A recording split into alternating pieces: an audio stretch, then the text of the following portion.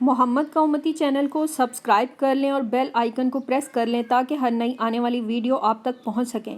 السلام علیکم ورحمۃ اللہ وبرکاتہ۔ محمد کا امتی چینل کی طرف سے آج میں آپ کو ہمارے پیارے نبی صلی اللہ علیہ وآلہ وسلم کی خوشبو کے بارے میں بتاؤں گی، جسے سن کر آپ بہت محظوظ ہوں گے۔ تو پہلے نبی صلی اللہ علیہ وآلہ وسلم پر ایک بار درود پاک پڑھ لیں۔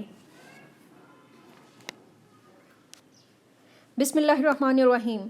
رسول صلی اللہ علیہ وآلہ وسلم کا پورا جسم خوشبودار تھا۔ آپ صلی اللہ علیہ وآلہ وسلم کے پسینے سے خوشبو آتی تھی۔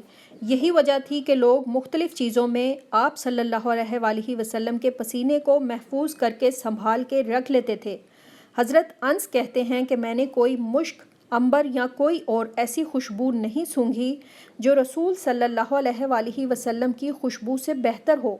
جب آپ کسی شخص سے مصافحہ فرماتے تو اس شخص کو دن بھر رسول صلی اللہ علیہ وآلہ وسلم کی خوشبو محسوس ہوتی۔ جب آپ صلی اللہ علیہ وآلہ وسلم کسی بچے کے سر پر ہاتھ پھیرتے تو وہ بچہ تمام بچوں میں بآسانی معلوم کیا جا سکتا تھا، کیونکہ اس سے رسول صلی اللہ علیہ وآلہ وسلم کی خوشبو آتی تھی۔ ایک روایت کے مطابق حضرت سلیم نے رسول صلی اللہ علیہ وآلہ وسلم کی خوشبو ایک شیشے میں محفوظ کر لی تھی۔ پھر جب بھی سلیم خوشبودار مایع بناتی یا بنی بنائی استعمال کرتی تو وہ رسول صلی اللہ علیہ وآلہ وسلم کے اس پسینے میں سے اس مایع میں ملا دیتی تھی، جس سے خوشبو مزید عمدہ اور دلکش ہوتی تھی۔ اس ویڈیو کو جتنا ہو سکے دوسروں تک شیئر کریں، لائک کریں اور چینل کو سبسکرائب کریں۔